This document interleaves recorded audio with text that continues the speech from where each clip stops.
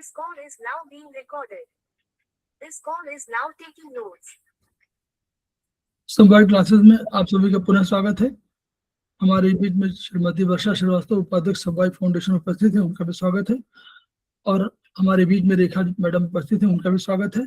हम लोग उनका भी स्वागत कर रहे हैं जो वीडियो के माध्यम से इसे प्रसारित होने पर इसे देखेंगे और सुनेंगे।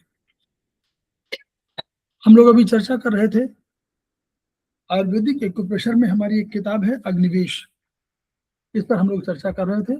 इसी पर हम लोग आगे चर्चा करेंगे बॉडी मैनेजमेंट, यानी शरीर के जितने भी सिस्टम हैं उन सिस्टम को हम लोग थोड़ा जान लें तो हम लोग को ये लगे कि हम लोग कैसे उन सिस्टम पर काम कर पाएंगे।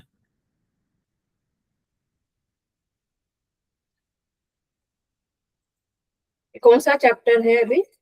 ये चैप्टर 3 है मैडम।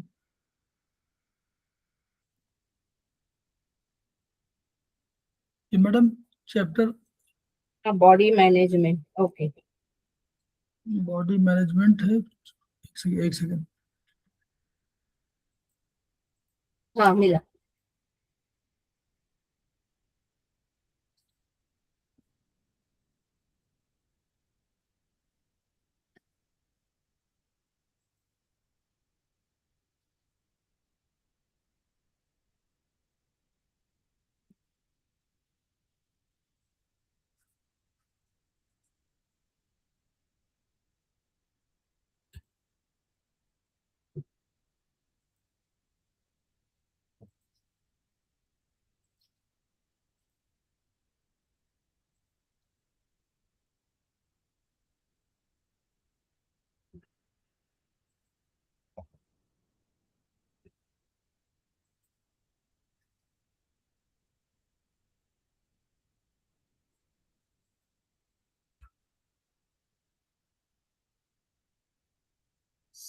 यानी बॉडी मैनेजमेंट का कुल अर्थ ये है कि हमारा शरीर का जो है पूरा जो मैनेजमेंट है, जो हमारा सिस्टम है, उसमें कौन कौन सिस्टम है।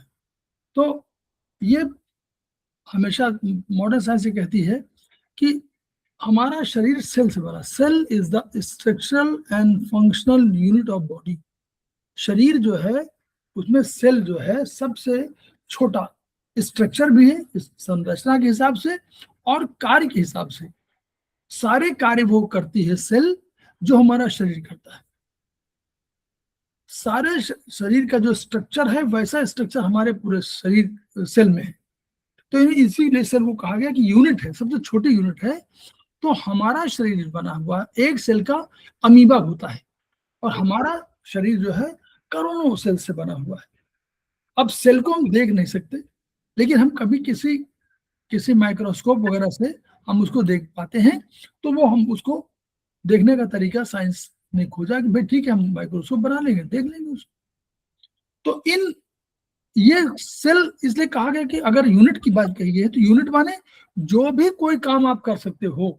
शरीर हमारा जो काम कर सकता है वो भी सब करेगा। हम डाइजेशन करेंगे वो भी डाइजेशन करेगा, हम पाचन करेंगे वो भी पाचन करेगा। सारी चीजें वही सब कर सकता है जो हमारा शरीर, जो हमारा पूरा शरीर करता है। यानी डिफेंस भी करता है, वो खाना बनाता है, वो डिफेंस भी करता है। वो हम मुखिया कोई होता है, जब हमारा ब्रेन मुखिया तो वो कहता है वहां पर एक सेल का जो न्यूक्लियस है वो मुखिया है। ऐसे पूरे हैं। तो इन कोशिकाओं में जनन क्षमता यानी खुद क्रिएट कर सकते हैं। वहां पर एक सेल का स्ट्रक्चर है, उसको वो ऑर्डर देता है कि अब आप अलग हो जाइए, एक नए सेल का निर्माण करिए, तो निर्माण कर देते हैं। तो वृद्धि इस तरह होगी, एक से दूसरा, दूसरे से तीसरा, ऐसे बन जाते हैं। तो अब इन्होंने कहा कि मानव शरीर की रचना हुई है दो कोशिकाओं से, दो सेल हैं, एक हम लोग स्पर्म बोलते हैं, एक हम लोग ओवा बोलते हैं। तो इन्हीं के दोनों के कॉम्बिनेशन से हमारा जो है शरीर का रचना हुई है। तो कोशिका में होता क्या है, इसको सेल में, सेल के स्ट्रक्चर की बात हुई तो सेल में होता क्या है। तो सेल में कोई एक प्रोटोप्लाज्म होता है जिसको साइटोप्लाज्म, साइटो माने होता है सेल, प्लाज्म माने थोड़ा सा जेली टाइप की कोई रचना, तो जिसमें लिक्विड भी हो लेकिन सॉलिडिफिकेशन भी हो, तो सॉलिड अधिक हो, तो वो प्लाज्मा है। तो साइटो माने सेल, तो सेल का प्लाज्मा, सेल के अंदर जो है वो प्लाज्मा है। तो जीव द्रव्य हम बोलते हैं। तो इसको क्या बोलते हैं, इसमें बीच में ये किस लिए होता है कि इन्हीं सब में ये प्रोटेक्शन भी दे रहा है, जो साइटोप्लाज्म प्रोटेक्शन भी दे रहा है, जहां बीच बीच में हमारे तमाम ऑर्गेनेल्स हैं, उन ऑर्गेनेल्स को एक दूसरे से बांधे हुए है, आप अलग नहीं हो सकते, आप जहां पर हैं वहीं पर रुके हैं, मिल नहीं सकते बीच में। तो उसमें इस पूरे सेल के बाहर एक आपको पूरी एक वो लगी रहती है मेम्ब्रेन। तो मेम्ब्रेन क्या होती है? प्रोटेक्शन मेम्ब्रेन, तो प्रोटेक्शन करती है, तो वहां के बाहर नहीं जा सकते आप। जैसे हमने बताया ना कि हर जगह सुरक्षा के लिए होती है, वो सुरक्षा के लिए है। अंदर क्या होता है? न्यूक्लियस। जैसे हमारे घर में मुखिया होता है, वहां न्यूक्लियस होता है। मुखिया कहता है कि आपको यहाँ जाना, आपको वहां जाना, न्यूक्लियस कहता है आपको ये काम करना है, आपको वो काम करना है। तो न्यूक्लियस में भी एक सेल मेम्ब्रेन है, न्यूक्लियस को भी प्रोटेक्शन दिया हुआ है। जैसे मालिक को कहा गया, घर में मालिक कोई होगा, उसका एक कमरा होगा, आपके घर में कोई बाबा दादा जो भी होगा तो उनका एक कमरा होगा, वैसे न्यूक्लियस का एक कमरा चारों तरफ से है बंद, चारों तरफ से पूरे सेल के चारों तरफ एक मेम्ब्रेन है। ये सेल जो न्यूक्लियस है, it is the most important, बिल्कुल मालिक की तरह है। इसी के सारे आदेश पर सारे सेल के काम इसी के आदेश पर होंगे। इसमें और क्या चीज होंगी? डीएनए, जीन्स वाले जो होते हैं ना, डीएनए से मिलकर जो डीएनए आरएनए वगैरह जो होगा वो इसी सेंटर में होगा, इसी केंद्रक में, न्यूक्लियस में होगा। यानी जो हमारे गुण है, जो ट्रांसफर आगे होते हैं पीढ़ी दर पीढ़ी, या अगले हमारे शरीर में या हमारे बच्चों में या उनमें, तो ये यही सेल क्योंकि इसमें है, यही आगे चलकर आके हमारे उसको वंश में जो गुण है उनको बताते हैं कि वो उसका नेचर ये है, वो ये करता है, वो जो करता है, ये मदर फादर के मिल से है, तो इन्हीं से मिलके बना हुआ है। ये डीएनए आरएनए, डीएनए माने डाई राइबो न्यूक्लिक एसिड, और आरएनए का मतलब राइबो न्यूक्लिक एसिड। तो ये दोनों मिलकर के ये आपको हमारे जीन्स, हमारे इन्हीं को बोलते हैं कि ये जीन्स ट्रांसफर हो रहा है भाई। तो जीन्स से जेनेटिक ट्रांसफर यही है। तो ये बीमारी है वो ट्रांसफर हो जाएगी, अच्छाई है वो ट्रांसफर हो जाएगी। फिर जैसे कोई व्यक्ति, कोई मनुष्य, कोई भी जीवित प्राणी, एक दिन उसको डेथ उसकी होनी है, तय है, वैसे ही कोशिकाओं, क्योंकि वो भी जीवित है, तो उनका भी एक दिन खात्मा होना है। फिर उनके जगह दूसरा, जैसा संसार चल रहा है कि कोई दूसरा आता है, वैसे वैसे वहां भी दूसरे आएंगे। लेकिन नॉर्मली ये होगा कि जो कोशिकाएं हैं, जब तक डिजेनरेशन वाली स्थिति न हो, तब तक नॉर्मली जितना बनेगी उतना, जितना मरेंगी उतना बन जाएंगी। हाँ, एक एज के बाद मरेंगी यदि, जन्म कम लेंगी, पैदा कम होंगी, उससे डिटेरियोरेशन हो जाएगा और अल्टीमेटली आपके पास सेल टिश्यू कम होते जाएंगे। ये देखिए बना हुआ है। ये इंग्लिश वाला मैंने पढ़िएगा, हिंदी वाला बहुत टफ है, इसके शब्द बहुत, कुछ शब्द तो है लेकिन बहुत टफ है। इंग्लिश वाला में बढ़िया है, भी तो है, सरल है। देखिए अग्न्याशय बोला हुआ, ये हमारा बोलते हैं उसको पैंक्रियास को, अग्न्याशय, पैंक्रियास को, अग्नि का आशय। तो इसको हम लोग समझने में आयुर्वेदिक में बहुत सरल होता है कि यहाँ पर अग्नि के आशय में हम लोग यहाँ पर उसको वहां पर रख दिया है कि अग्नि का जो आशय है पैंक्रियास में, तो उसमें हम लोगों ने रखा हुआ है अग्नि वाली उंगली में हम लोगों ने इसको पैंक्रियास को रख दिया है, जो उसका हार्मोन, तो वो हार्मोनल उसमें ऊतक। फिर क्या होता है?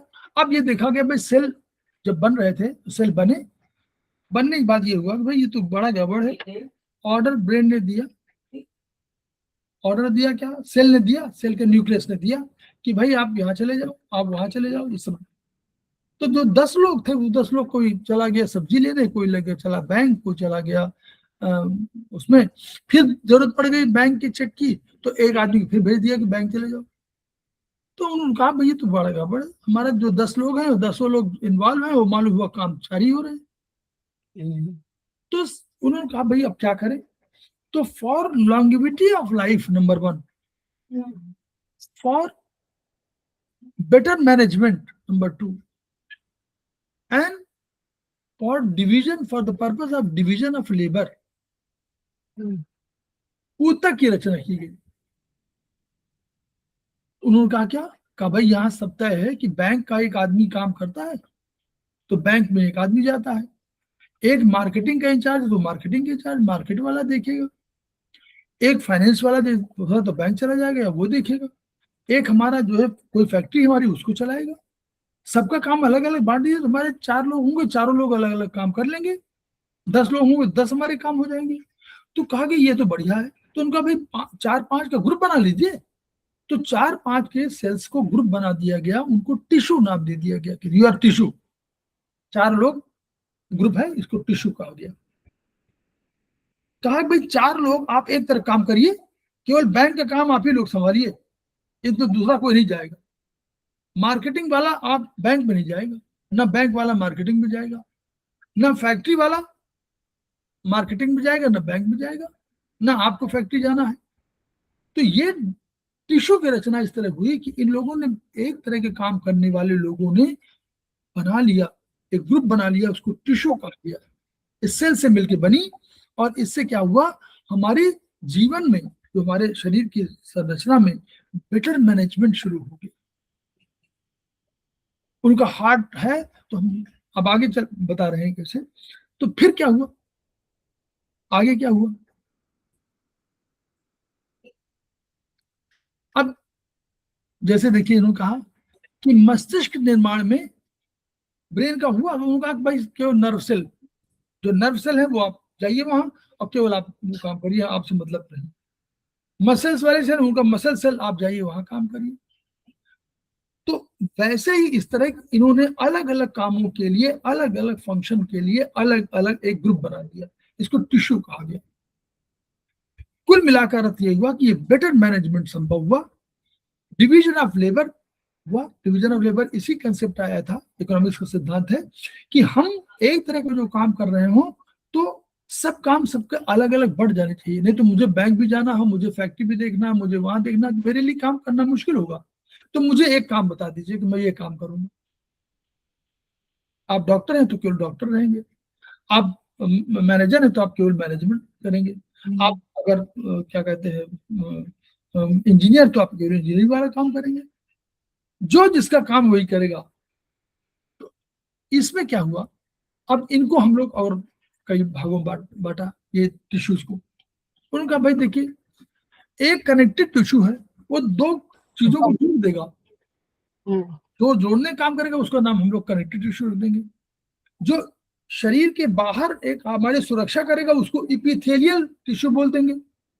वो शरीर के बाहर भी काम करेगा और जो ऑर्गन होंगे शरीर के अंदर के, उनके चारों तरफ, उनके अंदर की तरफ बाहर की तरफ जो कवरिंग होगी उस कवरिंग के लिए इपिथेलियल टिश्यू। जहां भी रहोगे, जगह अलग है, पोस्टिंग अलग है, आप पोस्टेड है भाई, एक कंपनी है, उस कंपनी के एक तरह काम करने वाले कलकत्ता में भी हैं, बंबई में भी हैं, आपके नोएडा में भी हैं, आपके दिल्ली में भी हैं, लेकिन कहलाए तो एक ही ग्रुप कहलाएगा। तो वैसे ही इपिथेलियल टिश्यू होंगे, कहीं रहो लेकिन आपको इपिथेलियल टिश्यू कहा जाएगा। आप उधर ऑर्गन के अंदर हैं, वहां अंदर और बाहर की संरचना कर रहे हैं, चारों तरफ लेयर बना रहे हैं।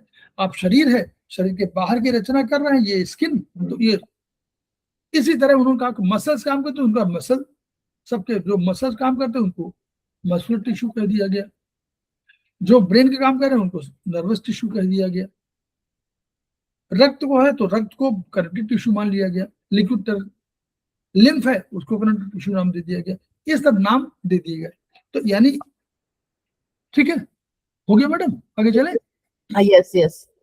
अब शरीर के जो भागों की बात हो गई, अब ये अब नहीं बता दूं, ये टिश्यू मिलकर के, कई टिश्यू मिलकर के एक ऑर्गन का सिस्टम बनाते हैं, ऑर्गन बनाते हैं।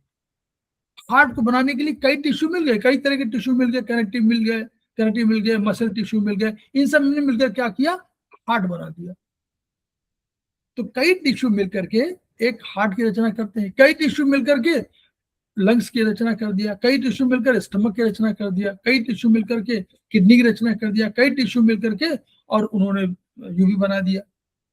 तो इस तरह टिश्यू बन गए, तो ये ऑर्गन कहलाएंगे। फिर जब ऑर्गन बन गए तो कई ऑर्गन ने मिलकर एक सिस्टम बना दिया, उनका डाइजेस्टिव सिस्टम, उनका भाई स्टमक भी है, हमारा वो क्या कहते हैं कि क्या बोलते, एसोफेगस भी है हमारा, एलआई भी है हमारा, एसआई भी है हमारा, तो वो मिल करके वो सिस्टम आ गया। तो उस सिस्टम जो कहा गया, और कई सिस्टम मिलकर बॉडी बना दी। क्लियर? तो cell, tissue, organ, system, body. हो गया मैडम? यस। शरीर के भाग है सिर, धड़, हाथ, पैर। सिर है, धड़ है और हाथ पैर है। सिर ऊपरी भाग में स्कल, जो है हड्डी। पहले बाल है, बाल के अंदर आपका स्किन है, स्किन के नीचे स्कल है, स्कल के अंदर मस्तिष्क है, ब्रेन है। प्रोटेक्शन देखिए कितना दिया गया, खूब प्रोटेक्ट किया गया। स्कल ये बहुत मोटी मोटी हड्डी है, जल्दी वो नहीं होती है, तो मोटी हड्डी है। धड़ क्या है? मांसपेशियों के आड़े। धड़ को दो भागों में बांटा गया, डायफ्राम हम लोग बोल देते, डायफ्राम को बांट दिया गया। डायफ्राम का पॉइंट हमारे यहाँ हमारे चाइनीज में यूबी 17 है, UB 17, UB 17 is the back shu point of diaphragm. ठीक है? डायफ्राम क्या करता है? श्वसन क्रिया के दौरान इसको यूं नीचे चला जाएगा, देखिए यूं करके यूं है, यूं हो जाएगा तो आयतन, ऊपर वाला आयतन बढ़ गया, यूं कर दिया तो आयतन कम हो गया, वॉल्यूम कम हो गया। लंग्स लिसन हुआ तो यूं हो गया, फिर यूं हो गया, यूं हो गया। डायफ्राम, अच्छा फैलने में डायफ्राम वाली और प्लस रिब्स, ये भी तो प्रोटेक्शन दे रही है, पीछे वाली भी प्रोटेक्शन दे रही है, आगे वाली स्टर्नम प्रोटेक्शन दे रही है। ये और सारी चीजें फैल रही हैं। एब्डोमिनल मसल वो भी फैल रही है। आप देखिए सांस लीजिए तो आपका पेट जो है फूलेगा, पिचकेगा। डायफ्राम के ऊपरी हिस्सा चेस्ट है, वहां पर दो अंग हैं, हार्ट और लंग्स है नीचे जो है, और मध्य में हृदय और निकलने वाली जो ब्लड वेसल्स है, ये तो ब्लड वेसल हर जगह छाई हुई ना, तो महाधमनी निकली हार्ट से, महाधमनी जिसको बोलते आयोटा, आयोटा निकली, आयोटा से फिर ब्लड वेसल्स आर्टरीज चली गई, आर्टरीज ऊपर चली गई, एक हार्ट में चली गई और एक नीचे चली जाएगी। एक हार्ट की निकली तो पहले हार्ट जो निकली तो आयोटा, तो आयोटा के 3 भाग हो गए। पहला भाग चला गया हार्ट में खुद, भाई उसको चाहिए, आप खाना बना रहे हो तो आपको भी तो खाना खाना है, हाँ, तो उसको ले लिया। फिर एक चली गई ब्रेन की तरफ, ऊपर की तरफ, और एक चली गई नीचे की तरफ, बस तीनों जगह बढ़ गए। तो हृदय का निचला हिस्सा थोड़ा बाईं तरफ है, लेफ्ट में टिल्टेड टुवर्ड्स लिटेड है, और ऊपर बेस ऊपर नीचे की तरफ हमारा कोना है। अगर उसको लीजिए, त्रिभुज को लीजिए, तो त्रिभुज का जो नीचे का बेस होता है चौड़ा होता है, ऊपर हमारा कोनिकल होता है, ऊपर वाला पॉइंट 1 होता है, ऐसे होता है ना। तो ये हार्ट उल्टा है, मतलब नीचे वाला जो सिंगल पॉइंट वाला है, मतलब जो ट्रायंगल का जो ऊपर वर्टेक्स है वो नीचे की तरफ है और बेस ऊपर की तरफ है, तो थोड़ा सा टिल्टेड है, लेफ्ट टुवर्ड्स लेफ्ट में, तो धड़कन इसीलिए लेफ्ट में सुनाई पड़ती है। 4 चैम्बर हैं, ऊपर वाले एट्रियम, नीचे वाले वेंट्रिकल्स कहलाते हैं, बीच में एक हमारे पास सेप्टम कहलाता है। सेप्टम माने दीवार जो दोनों चैम्बर को अलग करती है, लेफ्ट राइट हार्ट को अलग करती है। राइट हार्ट में हमेशा अशुद्ध रक्त आता है और लेफ्ट हार्ट में हमेशा शुद्ध रक्त आता है। ठीक है? मध्य में एयर ट्यूब होगी, एयर ट्यूब आगे की तरफ होगी और एसोफेगस पीछे की तरफ होगी। जो फूड पाइप है एसोफेगस वो पीछे की तरफ होगी और एयर ट्यूब आगे की तरफ होगी, लंग्स की तरफ। डायफ्राम का निचले हिस्सा जो है एब्डोमेन कहलाएगा, और इसके राइट तरफ में आपका लीवर होगा। लीवर के 2 लोब होंगे, एक फर्स्ट लोब, लेफ्ट लोब, और एक राइट लोब। तो लेफ्ट लोब में आपको, राइट लोब में आपका ये होगा गॉलब्लैडर, जीबी, राइट लोब में। लेफ्ट की तरफ आपका एब्डोमेन वो होगा, स्टमक होगा, स्टमक के पीछे की तरफ थोड़ा सा स्प्लीन होगी, और स्टमक से नीचे ड्यूडेनम के लूप में पैंक्रियाज होगी।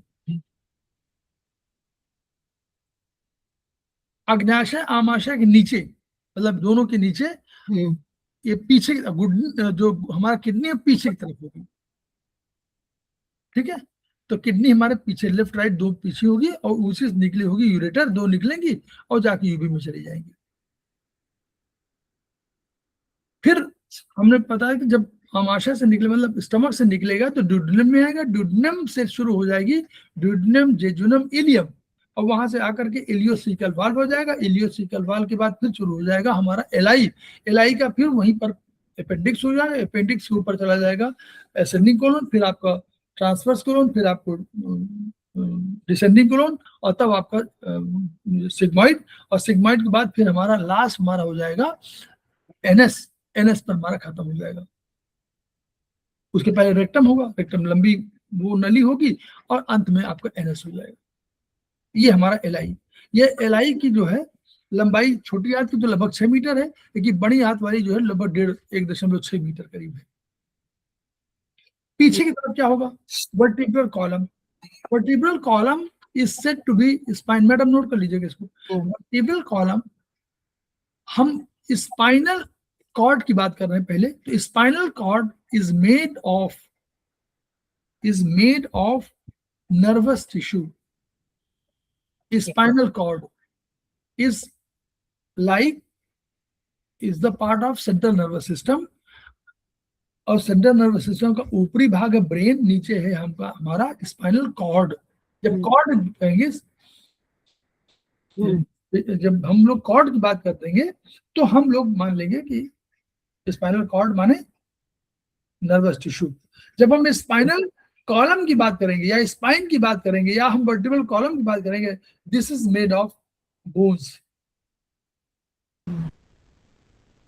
ये प्रोटेक्शन वाला है, ये प्रोटेक्शन वाला है।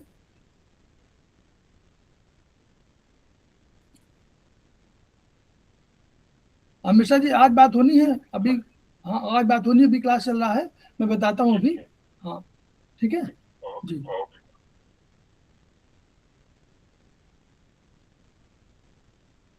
तो इसमें जो वर्टिब्रल कॉलम के, अब जो वर्टिब्रल कॉलम माने स्पाइन, स्पाइन बाहर का, जैसे हमारा बोनी स्ट्रक्चर है ना ब्रेन को स्कल, वैसे हमारा स्पाइन के पीछे वर्टिब्रल कॉलम है जो made of bones, bony structure है।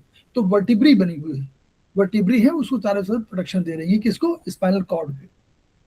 7 वर्टिब्री आपका होगा गर्दन में, फिर आपके 12 होंगी थोरेसिक में, फिर 5 होंगी आपकी लंबर में, फिर 5 सैक्रम में, फिर 4 हमारा कोसिक्स में। ये हमारा टोटल मिला करके 7 12 7 19 19 10 29 29 4 33 वर्टिब्री हमारी होगी। और जो नर्व होगी वो निकली होगी किससे, स्पाइनल कॉर्ड से नर्व निकलेगी, तो वो हमारी 31 पेयर होगी। वो इधर भी जाएंगे, लेफ्ट राइट दोनों होंगी, इसलिए वो पेयर में कहलाएंगे, वो 31 पेयर होती है, ठीक है। इसके नीचे एनल कैनाल, नीचे कैनाल, एनल कैनाल जो है 5 के सैक्रम, सैक्रम जहां है वहीं पर एनल कैनाल वहीं पर होगा। और ये सैक्रम को हम लोग त्रिभुजाकार दिखाते हैं, ट्रायंगुलर।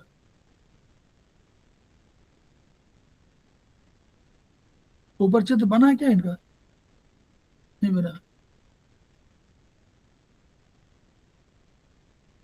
नहीं बना भाई, कहीं हो सकता बना हो, चित्र नहीं, चित्र घर नहीं इसमें, ठीक है।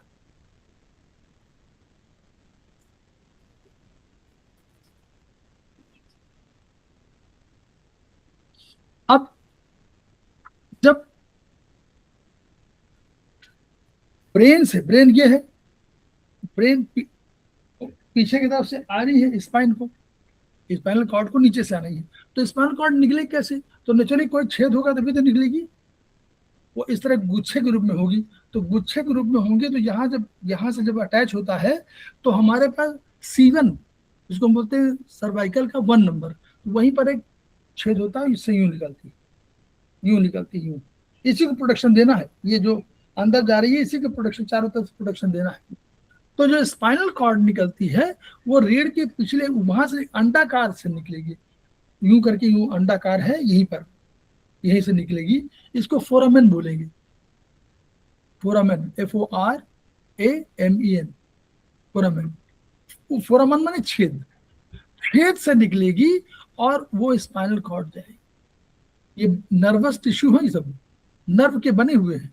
नर्व मतलब ब्रेन के सब है, नर्वस टिश्यू माने नर्व्स, तो नर्व माने नर्वस सिस्टम के, तो नर्वस सिस्टम के जो सेल हैं उन्हीं से बने ही स्पाइनल कॉर्ड, और नीचे जाएगी और दोनों ओर निकलेंगी। इनको पेयर में कहा जाएगा। तो ये जो निकलेंगी वो तो संख्या में, लेकिन जो कहलाएंगी वो कुल 31 पेयर कहलाएंगी। टोटल 31 पेयर निकलती है। नीचे वाली फ्यूज हो जाती है, ऊपर वाली 8, पहली 8 निकलती है, यानी सर्वाइकल जो नर्व है वो 8 पेयर होंगी, थोरेसिक होंगी 12 पेयर होंगी, उसके बाद लंबर 5 होंगी, फिर कोसिक्स वाली तो 1 हो जाएगी और इसकी 5, तो 8 12 20 10 30 और 1 31 पेयर। और जब हड्डियों की बात करेंगे, कभी हड्डी की बात आप करेंगे, मैडम बताए आगे, तो केवल 26 होंगी। ऊपर 7, नीचे 12, 12 7 19, 19 में 5 24 और 2 एक सैक्रम वाली और एक कोसिक्स वाली, बस वो फ्यूज हो जाती है, तो इसलिए 26 कहलाएंगी आगे चलकर। धड़ के ऊपरी भाग से 2 भुजाएं होंगी, तो हमारे ऊपर यहाँ जुड़ी होंगी, पैर नीचे पैर जुड़े होंगे, सारा शरीर त्वचा से ढका होगा। त्वचा के नीचे क्या होगी? चर्बी, पहले तो चर्बी, नीचे होगी वसा, फैट होगा, फिर फाइब्रस टिश्यू होगी, उसके नीचे जो है वो फाइब्रस टिश्यू होगी, थोड़ा हार्ड। और यहीं पर क्या होगी? पेशियां, यहीं पर मसल्स, और उसके जो हमारा ब्लड सेल्स हैं, ब्लड कैपिलरीज हैं, उनको ढके रहेगा ये फाइब्रस टिश्यू। पेशियों के मध्य में अभी अंदर क्या होगा? लाल और नीले रंग की नलिकाएं होंगी, यही जो कैपिलरीज होंगी, तो वही आर्टरीज होंगी और या हमारा वेन्स होगी। तो कुछ नीले वही उन्हीं बताएंगे, कुछ जो ऑक्सीजनेटेड हो जाएंगी वो धमनियां कहलाएंगी, और जो अशुद्ध रक्त वाली होंगी वो वेन्स कहलाएंगी। इन्हीं पेशियों के आसपास श्वेत मोटे धागे के समान दिखने वाली रचनाएं तंत्रिकाएं हैं। यहीं पर आपको नर्व्स मिलेगी जो ब्रेन के टिश्यू की हैं। तंत्रिकाएं स्पर्श, दर्द, पेन, दबाव, इन सबको महसूस करेंगी, ये ब्रेन तक पहुंचाएंगी, तो नीचे से ऊपर जाएंगी। ये नीचे से यहाँ शरीर से जाकर के स्पाइनल कॉर्ड से ऊपर जाकर ब्रेन में पहुंचेंगी, और फिर ब्रेन से फिर वहां से कोई ऑर्डर लाएंगे तो नीचे जाएंगे, ऊपर से नीचे। तो ये कॉन्ट्रैक्शन उत्पन्न, ये सिस्टम इनका कॉन्ट्रैक्शन वगैरह से ये अपना कोई चीज प्रभाव डालना है। तो जैसे अब ये जो बताया है ये वाली बात अलग है। जब किसी हाथ किसी वस्तु पर पड़ जाएगा तो ये इंफॉर्मेशन नोट कर लीजिएगा कहीं इसको, जब हाथ किसी गर्म वस्तु पर पड़ जाएगा तो this information will not go to brain. ये इंफॉर्मेशन जाती कहां से है? सारी इंफॉर्मेशन मैडम,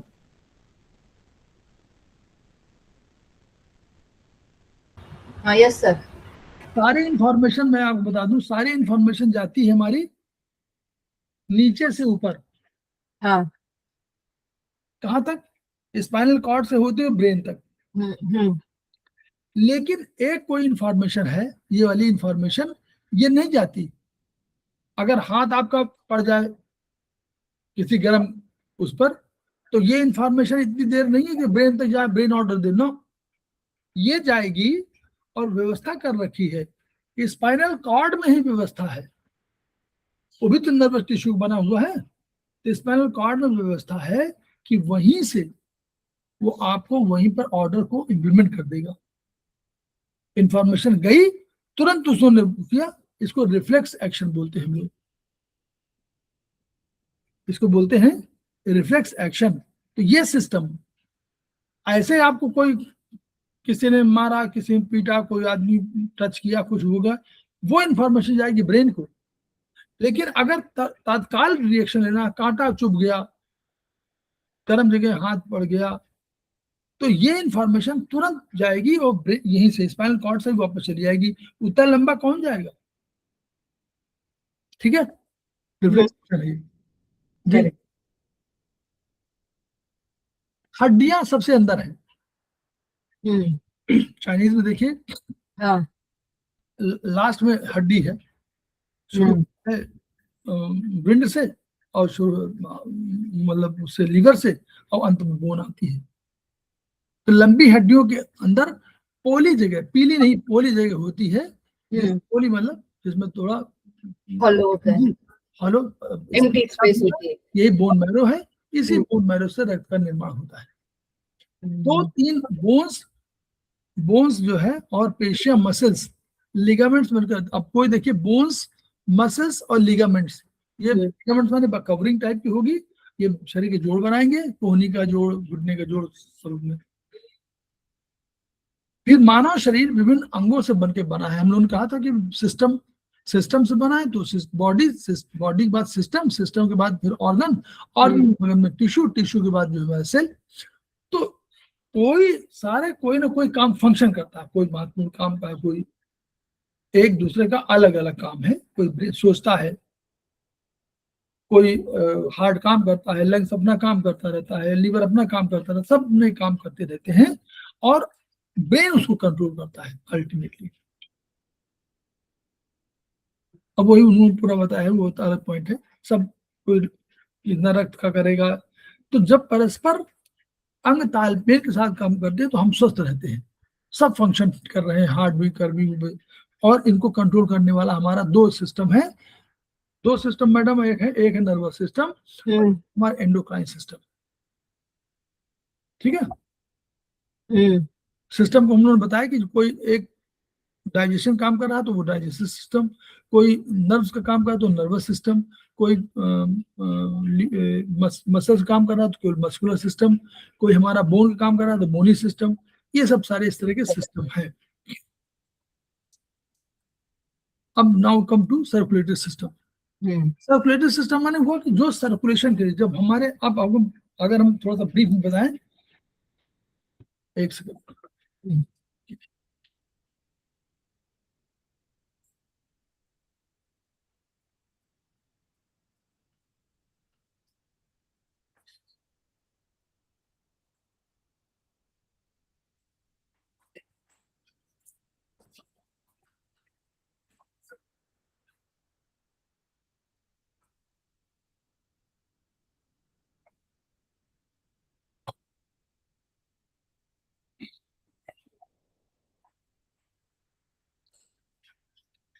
हमारे शरीर का जो सबसे बड़ा सिस्टम, पहला सिस्टम जिसको बोलते हैं हम लोग मैडम, वो है डाइजेस्टिव सिस्टम।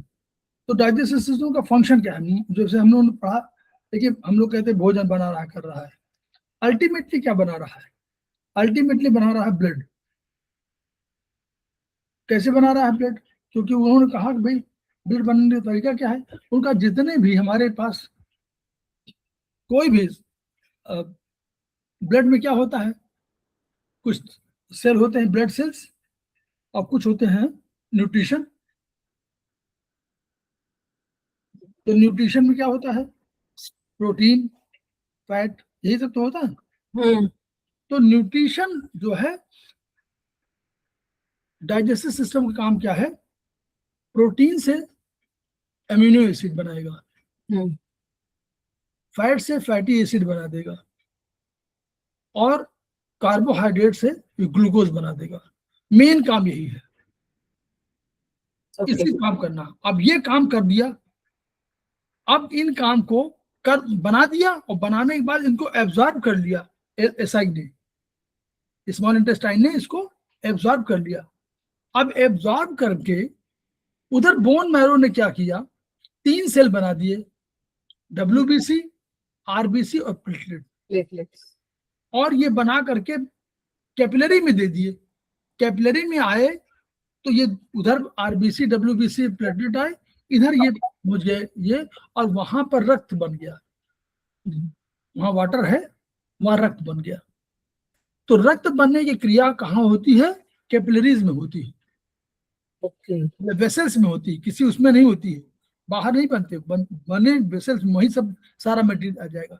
यानी एसआई, यानी जो डाइजेस्टिव सिस्टम है, ये बना क्या रहा है? ये ब्लड बना रहा है, इसी में तो जाना है ऑक्सीजन को, इसी में ही बिलिरुबिन, ये वो यहाँ पर वो हीमोग्लोबिन यहीं पे तो है, तो हीमोग्लोबिन ले जाएगी। तो जब रक्त बन गया, तो इसलिए हम कहते हैं कि जो हमारी मशीनरी है डाइजेस्टिव सिस्टम, ये ऐसी फैक्ट्री है जो बनाती है रक्त, और रक्त को बनाने करके भेजने काम। अब हमारे पास ग्राहक कौन है? जो हमारे काम, जिनको काम करना है, वो हमारे, हमने बताया था कि cell is the structure and function unit of the body. यानी हम इस सेल की वजह से ही, वही सेल ग्राहक है। उनको चाहिए क्या? उनको चाहिए रक्त, उनको चाहिए ऑक्सीजन, उनको चाहिए ग्लूकोज। तो ग्लूकोज है रक्त में, ऑक्सीजन है रक्त में, हीमोग्लोबिन लेके जा रही है। तो ये सब सारी चीजें डाइजेस्टिव सिस्टम में थी। अब ये हुआ कि इसको पहुंचाए कैसे रक्त तक, वो सेल को, हर सेल को पहुंचाने का काम कौन करेगा? तो एक आदमी तैयार हुआ, सर्कुलेटरी सिस्टम। इसने कहा हम तो अब काम कर देंगे। उनका भाई क्या काम करेंगे? उनका हमारे पास एक पंपिंग स्टेशन है, हम उससे पंप कर देंगे। बोले ठीक, वेरी गुड। तो कहें कि हमारे 8 है पंपिंग स्टेशन, उससे हम कह देंगे जाओ। और हमारे पास पूरा ट्रांसपोर्टेशन सिस्टम है, हमारे पास आर्टरीज है, हमारे पास वेन्स है। हम क्या करेंगे, आपका सामान जो वहां पर होगा वहां पहुंचा भी देंगे, और कोई सामान वहां का बाकी होगा, खराब हो चुका होगा, तो उसको ले भी आएंगे।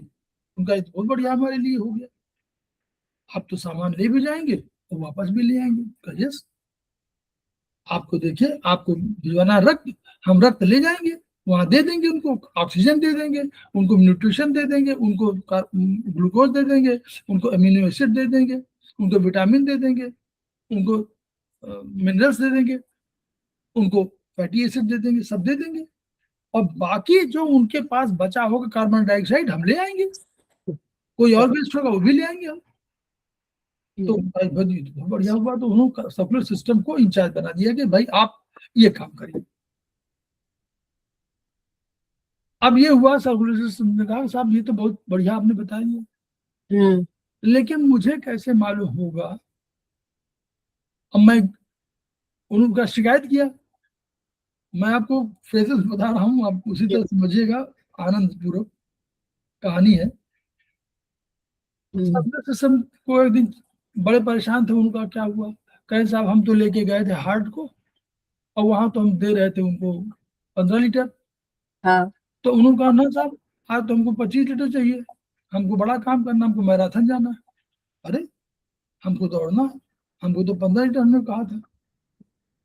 तो उनका बढ़िया। दूसरी जगह गया, उन्होंने कहा कि आज हमको, उनके पे 10 लेके गया था मैं, उनका हमको 10 नहीं चाहिए, हमको तो आज 5 चाहिए, आज तुमको सोना है, आज हमको काम ही नहीं हमारे पास, हम तो उपवास है, हमारा डाइजेशन, उनका हम उपवास है, हमको तो काम ही नहीं करना, तो हम सोएंगे, हमको इतनी जरूरत क्या है? बड़े परेशान हो गए। इन्होंने शिकायत किया कि भाई हम तो, ये तो अच्छा चक्कर है हमारा, तो हम तो लेके गए थे जहां 15 वहां 25 मांगा, और जहां लेके गए 15 वहां 10 मांगने लगे। तो कहा भाई कोई तरीका होना चाहिए, तो बना दिए गए 2 इंचार्ज, 2 मैनेजर आ गए फैक्ट्री में। उन 2 मैनेजर्स का नाम, मैडम, एक का नाम है नर्वस सिस्टम, और दूसरे मैनेजर का नाम है एंडोक्राइन सिस्टम। ठीक, ये 4 सिस्टम आपको मेन, मुख्य रूप उस फैक्ट्री के। तो एक बनता है रक्त, प्रोडक्शन है, तब दूसरा ट्रांसपोर्ट करता है, ट्रांसपोर्टर है, और तीसरा मैनेजर है। तो मैनेजर ने कहा कि कोई बात नहीं, उसने तुरंत, हार्ट ने बताया मैनेजर को कि हमको चाहिए आज 15, उसने तुरंत कह दिया सर्कुलर सिस्टम को कि आज इनको 15 की जगह 15 ही चाहिए, तो 15 भिजवाओ। उसने कहा हमको 25 चाहिए, उनका 25 भिजवाओ। उनका हमको 10 चाहिए, उनका 10 भिजवाओ। ये दोनों मिलकर के, दोनों मैनेजर मिलकर के ये तय कर लेते हैं कि किस ऑर्गन को जरूरत कम है, किसी को ऑर्गन की जरूरत अधिक है। ये काम क्लियर? आगे बढ़े, है ना? ऐसे ही होता है ना। होता है। उसने कहा हमको दौड़ना मैराथन करना है, तो लंग्स ने कहा हमको भी चाहिए, हार्ट ने कहा हमको भी चाहिए, नहीं। और जिस दिन कोई आराम कर रहा है उसको चाहिए नहीं। स्टमक स्टमक क्या जरूरत है जिस दिन व्रत रह रहा है वो। उसने कहा है तो हम पानी केवल पिएंगे बस, तुम्हें जरूरत ही कम, हम क्यों बेकार में काम, अधिक काम करना नहीं हमको। तो चलिए, now come to circulatory system. हृदय रक्त नलिकाओं से मिलकर बना है और सारे शरीर में फैला हुआ है, और कई हजार किलोमीटर की इसकी अगर जोड़े तो बहुत बड़ा सिस्टम है ये। हमको टिश्यू में जो हमारी मांसपेशियां हैं, तो हम उन पर चर्चा बाद में करेंगे। ये मांसपेशियां जो हमारा मसल सिस्टम है, मस्कुलेटरी सिस्टम, मसल 3 तरह की होती है। एक मसल जो हमारी इच्छा से चलती है, हम कहते हैं भाई हम दौड़ेंगे, तो ये मसल हमारी काम कर रही है। हमने हाथ हिलाया, ये मेरी इच्छा, मैंने हाथ हिलाया, मैं हिला रहा हूँ, हमारी इच्छा है। हमने हाथ नहीं हिलाना तो शांत रख दिया, पैर टेबल पर नहीं हिलाएंगे, ये मेरी इच्छा से चल रही है। पैर को मैंने कहा मैं दौड़ूंगा, तो मेरी इच्छा है, मैं बैठ गया, मैं इच्छा। तो ये मेरी स्केलेटल मसल कहलाती है। स्केलेटल मसल माने ये मेरी इच्छा पर निर्भर है, ये ब्रेन से संचालित है, ये मेरी इच्छा से। दूसरी तरह के मसल क्या होंगे, उनका भाई एक मसल है, उसको इंफॉर्मेशन जाएगी ब्रेन से सीधे, और वो जाएगी अंदर का ऑर्गन बैठा हुआ है, हार्ट, लंग्स, लीवर, उसको कहाँ आप देखते हो, वो कैसे काम कर रहा है आपको जानते नहीं।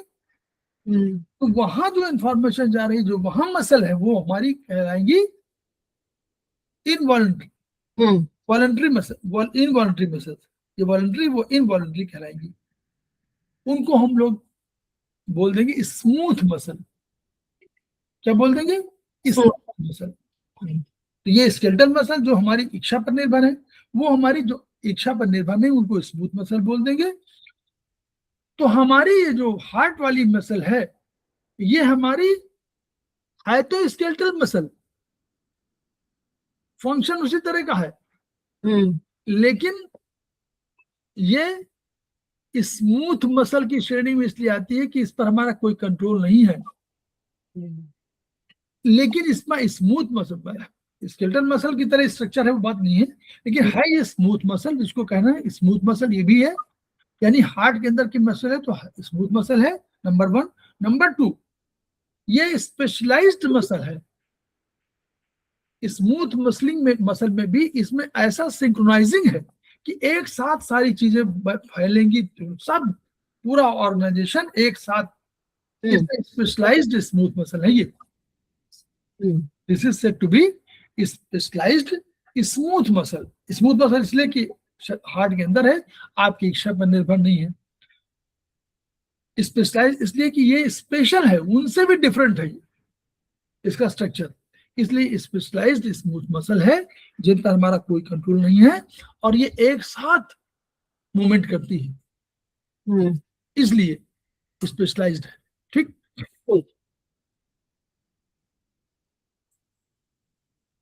4 चैम्बर हमने बता चुके थे। में कोई लेफ्ट और राइट का कोई भाग नहीं होता, सेप्टम है। अगर छेद हो जाता है तो उसको सेप्टल डिफेक्ट बोल देते हैं।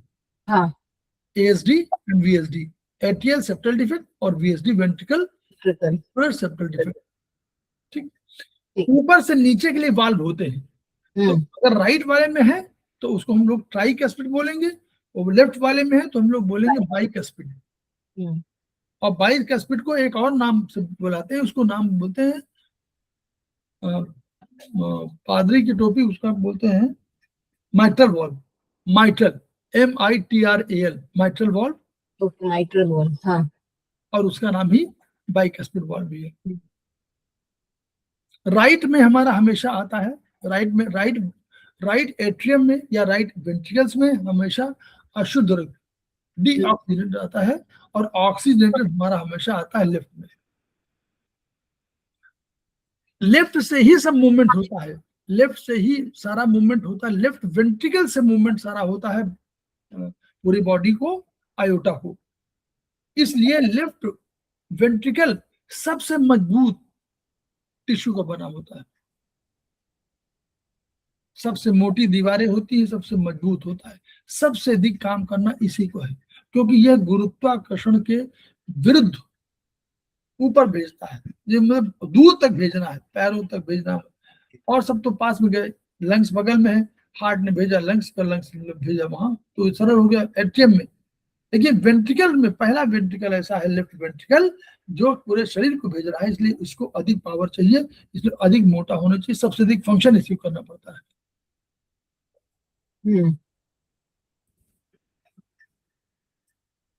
ऐसे हुआ तो चला गया पल्मोनरी वाल्व में, एक जगह चला गया शुद्ध होने के लिए, उधर से लौटा, जितना हार्ट, जितना लीटर आएगा लेफ्ट राइट हार्ट में, उतना ही लेफ्ट राइट हार्ट में ऊपर से नीचे से बना कावा, नीचे इंफीरियर बना कावा, इंफीरियर नीचे वाली बना कावा, सुपीरियर बना कावा से आएगा और राइट हार्ट में आएगा, और यहीं पर पेसमेकर पाया जाएगा, राइट हार्ट में ही एट्रियम में पाया जाएगा क्या, पेसमेकर, जो करंट पैदा करता है। ठीक है, वही फंक्शन नहीं करता तो बाहर से आपको पेसमेकर लगाना पड़ता है। फिर यहां से जब जाएगा तो जब हार्ट लंग से आएगा तो लंग से आकर के लेफ्ट हार्ट में जाएगा, और लेफ्ट हार्ट से फिर नीचे आकर के ऊपर जब आयोटा से निकलेगा तो जाएगा हार्ट को, जाएगा ब्रेन को, जाएगा और इस एब्डोमेन वगैरह सब कुछ जाएगा।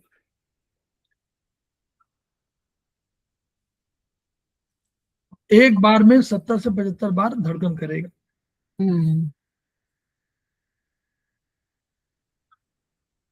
ये देखिए आयोटा, यहाँ पर आयोटा दिखा रहा है, आर्क बना हुआ है, आयोटा है, ऊपर चली गई है मां सब धमकी, ऊपर चली गई धमनी, कैरोटिड ऊपर चली गई है, सब सारी ऊपर चली गई है, एक धनी चली जाएगी नीचे की ओर, जो हाथों में पैरों में एब्डोमेन में मिल जाएगी।